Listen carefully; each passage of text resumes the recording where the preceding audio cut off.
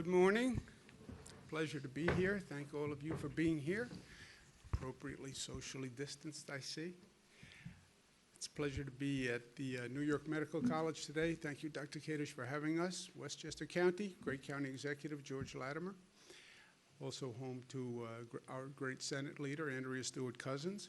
And it is a beautiful day. It is so beautiful. I'm going to go home after this, take the motorcycle out. I'm going to go for a ride. I'm going to wear my mask on the motorcycle. Protects from COVID virus. Also keeps bugs out of your mouth. Works on both fronts. It is a time of high anxiety. I understand that. A lot of pressure all across the country. But even more at times of high anxiety, it's important that we stay with the facts and the truth. John Adams was defending the British at a time when the American people hated the British. Facts are stubborn things. And whatever may be our wishes, our inclinations, or dictates of our passions, they cannot alter the state of facts and evidence. Lincoln, big believer in the American people, always. Let them know the truth, and the country is safe. I love Lincoln and the wisdom and the economy of his language. Let them know the truth, and the country is safe. Here are the facts where we are right now.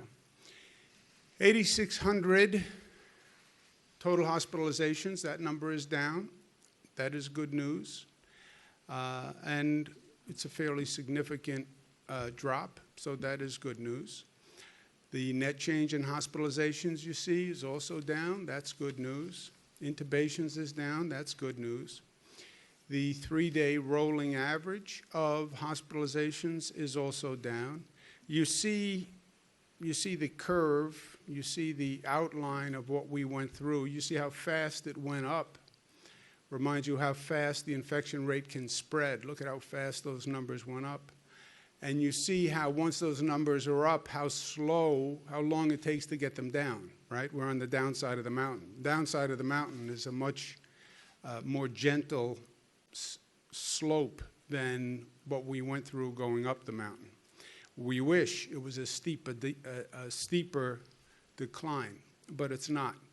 This is the worst number every day, is the number of deaths, 231, and you can see how slow that has come down and how painfully high it still is. This is a chart of the number of lives lost. And again, you can see how fast that infection took off and how many lives we lost. And once that infection rate is high and people are getting infected, you can see how long it takes to slow it down and reduce the number of deaths. And they're coming down at a painful, slow level of decline. The top priority for us, one of the top priorities for us, has been protecting our frontline and our essential workers. You have to remember what happened here. It all happened so fast that it's almost hard to gain perspective on it. But the frontline workers, they showed up and went to work and put their lives in danger so everyone else could stay home.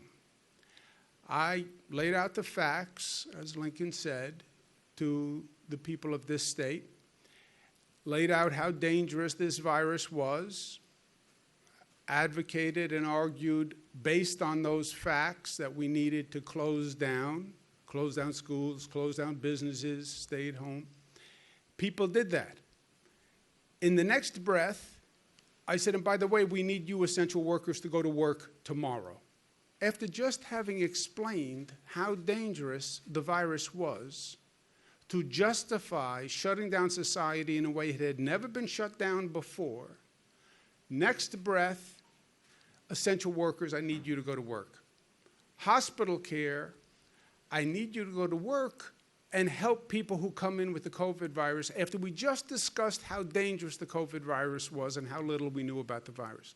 Look at the courage that those frontline workers had to show. I mean, it is still amazing to me. And I just want to make sure on a human level we're doing everything that we can for them. So we've been aggressively testing the frontline workers to find out who needs help, how many people actually have been infected, and we've been working with the police and transit workers and healthcare workers. We tested 25 downstate healthcare facilities. Downstate New York is where the predominance of the virus was, over 27,000 employees. So it's a very large sample. And what we found out is really good news, and one of the few positives that I've heard in a long time.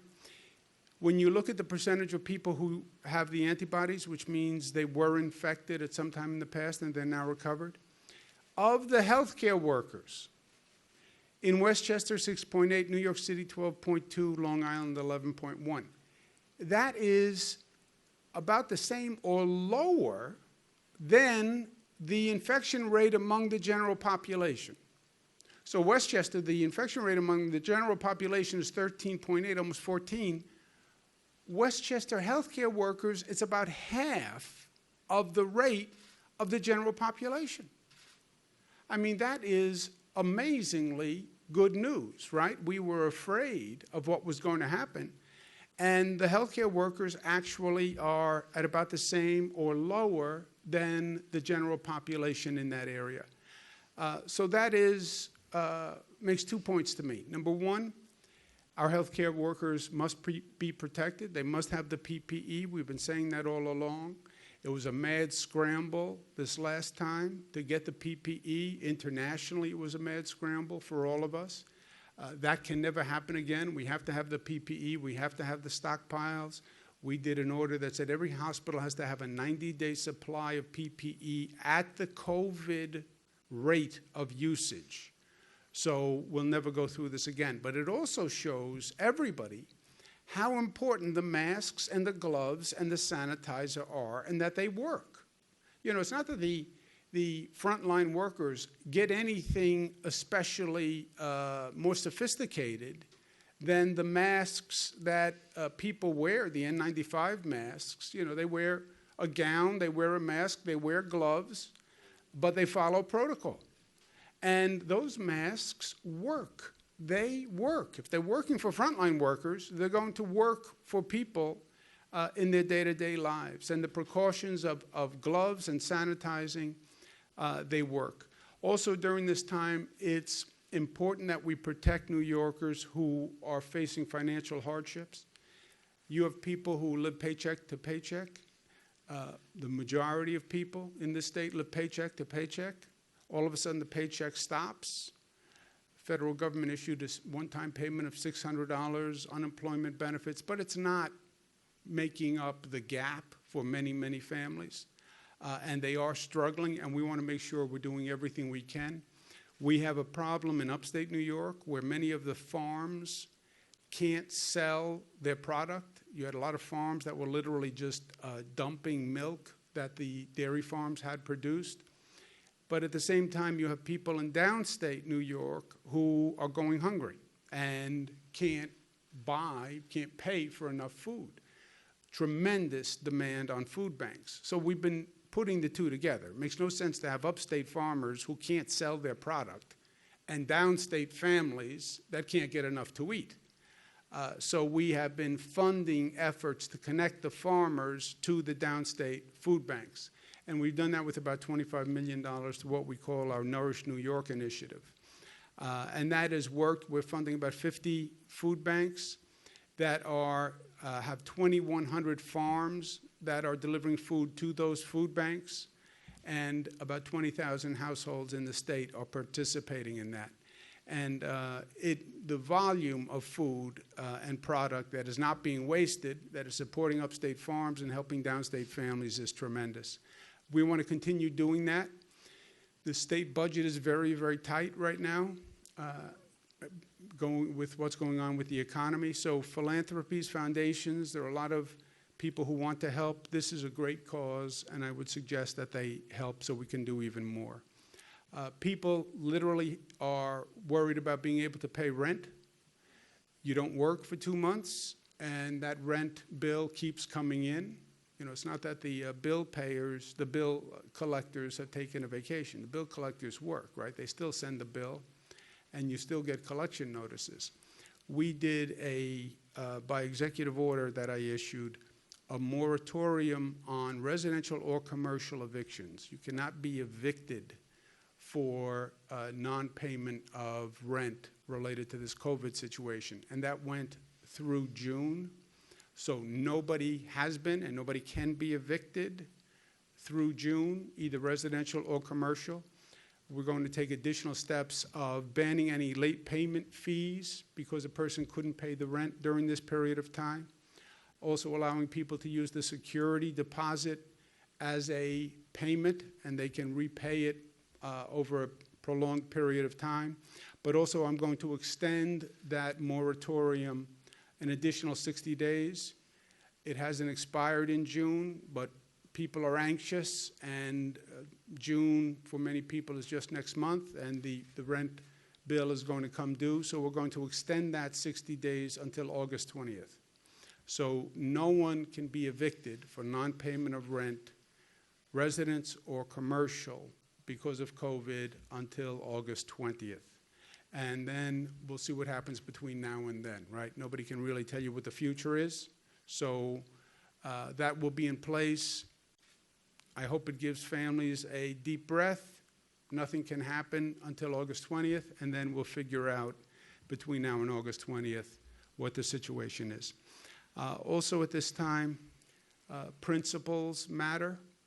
And I understand the anxiety, I understand the stress, but let's remember who we are and what we're all about and what principles matter to us. People are talking about we should reopen the economy. It's more important than public health, or public health is more important than the economy. And that's the underlying argument and discussion that you're hearing going on right now. To me, it's never been a question of whether or not we reopen. It's not reopen or not reopen. You have to reopen. You don't have a choice. It's how you reopen. It's how you reopen. And to say, well, we either have to have a strong economy or protect public health, no, that's a false choice. It's not one or the other. It's both. We have to reopen, get the economy running, and we have to protect public health.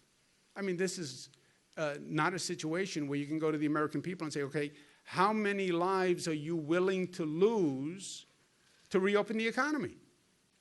We don't want to lose any lives. And you start to hear these, to me, what are absurd arguments.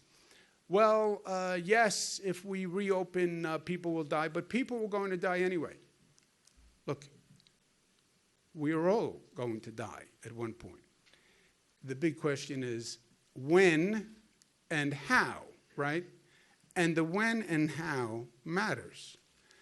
I understand that I'm going to die. I just don't want to die now or next week, and I don't want to die because I contracted the COVID virus unnecessarily, right? So people are going to die. Yes, we're all going to die. That is not a justification in my mind, right? It would be a novel defense. Person's before a judge, charged with murder. Did you have a gun? Yes. Did you fire the gun? Yes. Did you shoot the person? Yes. Did the person die? Yes. But the person was going to die anyway. Yeah, I know. But it was the gun that killed the person and the bullet, and you fired the gun, right? So to go down this road, well, there are old people who will die, predominantly on the numbers. By the way, old, how do you define old?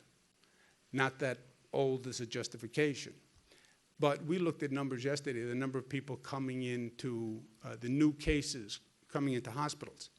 51 years old is where the increase starts, right? It's 51 to 60, 60 to 70 is the highest, 71 to 80. But 51 to 60.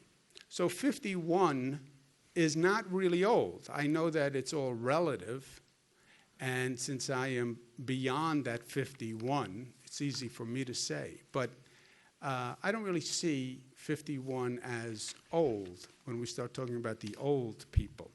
I also think, and I do this for myself, any leader who makes a decision in this situation should be willing to participate in anything they authorize.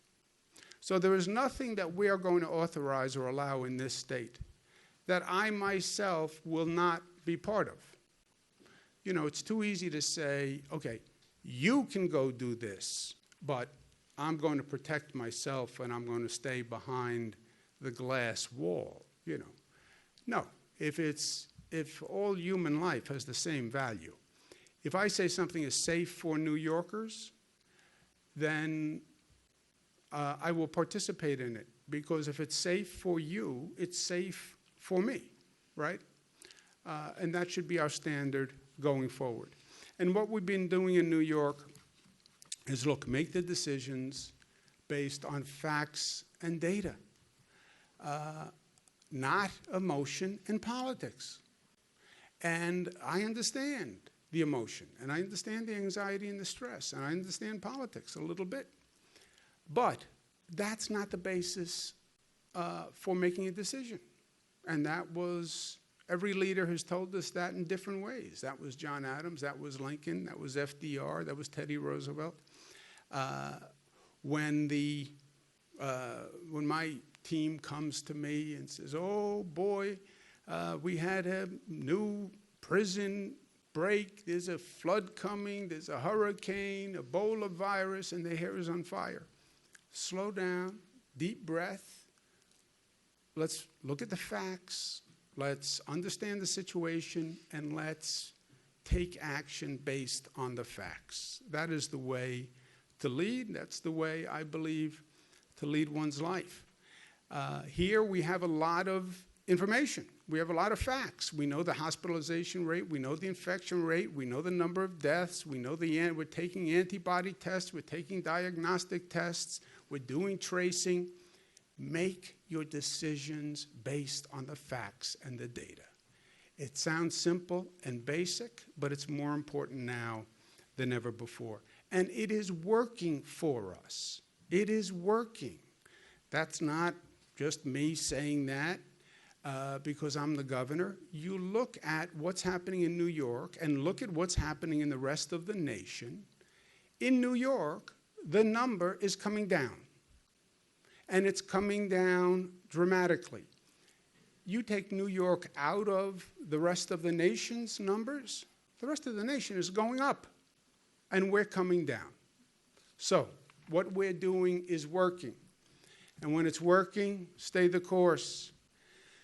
Quote attributed to Winston Churchill, if you're going through hell, keep going. And that's what we're doing.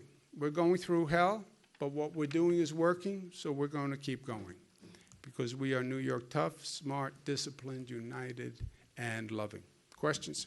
Yes, a question about, you began the briefing with the term like high anxiety.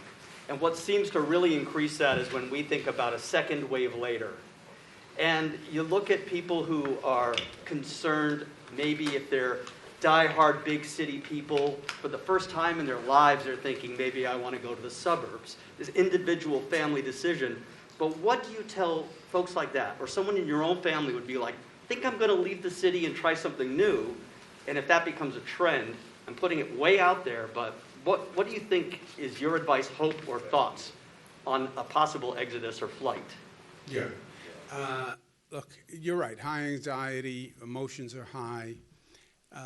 Unfortunately, often when emotion is high, logic is low, right? Well, New York had a lot of cases. Yes. And by the way, we now know why New York had a lot of cases. It has nothing to do with New York. First of all, this was a national issue. I'm going to leave New York. Oh, yeah, and go where that didn't have COVID cases? Suburbs, Westchester had them, Long Island had them, other cities, LA had them, Chicago had them. Okay, well, New York had more. Yes, but we know why. It had nothing to do with New York. It had to do with the fact that all the experts missed a very important fact, that while we were all watching China and talking about China and doing a China travel ban, the virus had already gotten on a plane in China and went to Europe and had infected people in Europe, and then people from Europe were coming to New York because that's where the flights come. 2 million people came from Europe, February, March, and nobody was stopping European travel. Nobody was screening Europeans coming in through the airports. Nobody said to New Yorkers, by the way, any European traveler, any person from Italy, from the UK, from Germany, they may have the COVID virus. Nobody said anything. So we had 2 million passengers from Europe. Everybody's still talking about China. We do the China travel ban. We're screening people from China. But meanwhile, it came through Europe. Millions of people came from Europe. And we had no idea. We had no idea. That's why the number of cases in New York are so high. They're now looking at people who came from Europe, came into JFK or Newark, but then took a connecting flight and went to another city. And they think the whole East Coast may have seen cases come from Europe. The China flights were going more to the West Coast. But the European flights came to the East Coast. Had nothing to do with New York.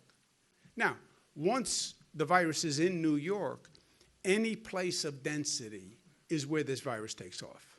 Any place of density. So any place, you look at the meat processing plants now, right, that are in Midwest parts of the country, southern parts of the country. Well, they're a problem. No, it has nothing to do with a meat processing plant. Or we have a hotspot now in an agriculture facility in upstate New York. It has nothing to do with meat or agriculture. It's the density. That's what happened in Westchester here at the New Rochelle, the first hotspot in the United States. What did it have to do with New Rochelle? Nothing. It was the density. It was a person who went to a gathering with 200, 300 people. It's the density. So yes, in New York, any dense situation, a meat processing plant, an agriculture plant, city of Chicago, city of New York, once it gets into density, it's going to increase. But why here? Because of the flights from Europe, and nobody knew, and nobody told us, and nobody stopped it. Also, post 9/11, you went through this situation in New York where people asked that question. Well, maybe New York is a target. No, we weren't the only place attacked in 9/11, but it was highly impactful here. We lost a lot of lives. People said, well, maybe New York is a target. Yeah, but that lasted for a very short period of time. And look, New York then came back downtown better than ever before. And we're going to do the same thing here. You spoke about a couple of initiatives to help struggling, out-of-work New Yorkers, including extending rent relief. What is your message to those New Yorkers, and who's hiring in the state? Well, we get to May 15th. May 15th is when what's called the pause, P-A-U-S-E order, the close down order expires. And then we'll look at different regions in the state by the data to see if they're in a position to start reopening, and we'll start with construction, manufacturing, et cetera. So you will see the economy start to reopen on a regional analysis, and again, not a floodgate, but it will start so we can watch what's happening and calibrate, because we don't want to see those numbers go the other way. But in the interim, look, everyone is just making do, and everyone has hardships, et cetera. We just want to make sure that those people who are most vulnerable are protected, right? And one of the greatest vulnerabilities is I'm not working, I can't pay my rent. I can't pay my rent, I can't feed my family. Okay, we have to make sure that those people are protected. Nobody can be evicted because of non-payment of rent, so let's take that issue off the table. We have to make sure everyone has food to feed their family. We're doing that through a number of ways, subsidy programs, et cetera, and last resort, these food banks that we're talking about today. But the number one issue that people talk to me about probably is rent and fear about being able to pay their rent. And this just takes that issue off the table until August 20th. Well, what happens on August 20th? You know what? I can't tell you what's going to happen 2-3 months down the road, but I can tell you whatever happens, we will handle it at the time. And that's what we've been doing with this situation all along, literally in 2-week increments. This is unlike anything we've seen before, so I'm not going to sit here and say I have a crystal ball and I'm going to tell you what's going to happen in a month or 2 months. And anyone who tells you that, I think I would question that person seriously, because there has been no one who has gotten this right from the time it started.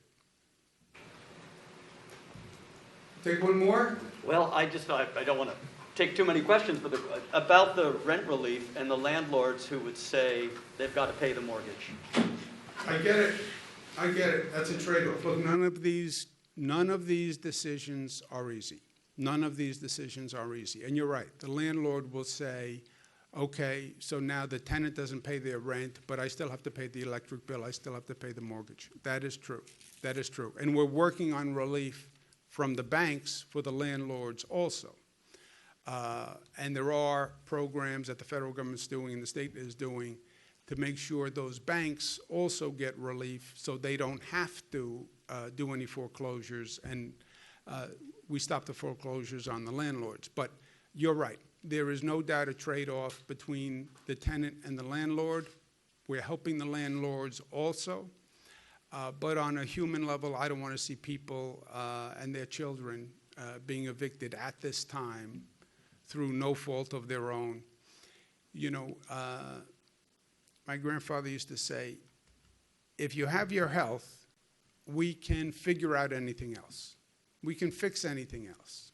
If it's about money, we'll figure it out. But you have to have your health. That's why public health versus the economy, I don't see the trade-off. We have to have our health. We should protect human life. I don't care if a person is old. You know, I'm old by your definition. I still think I have a value, right? My mother's old. You know, she's the most precious person to me. So protect every life. And I'm not going to trade off public health. And we'll figure out the dollars and we'll figure out the economic impact. But we'll protect people in the meantime, and we'll protect their health. Really quickly, you've spoken about COVID-only overflow facilities that can take positive nursing home patients. Are you aware of any in the Hudson Valley? We have facilities all across the state that can take any COVID positive person from a nursing home. So any nursing home operator who cannot provide adequate care for anyone in the nursing home, you call the Department of Health, we have beds and care for that person. And no nursing home should keep a person in that nursing home who they cannot provide adequate care, period. They violate their legal obligation and their ethical obligation to the state of New York. If they cannot provide care for any reason, and adequate care, they don't have enough staff, they don't have enough equipment, I don't care what it is. Any reason, that person has to be referred from that facility, and they have to call the Department of Health. And that's their legal obligation. It's not just the right thing to do, it's their legal obligation. Okay, thank you very much. Thank you for letting us be here.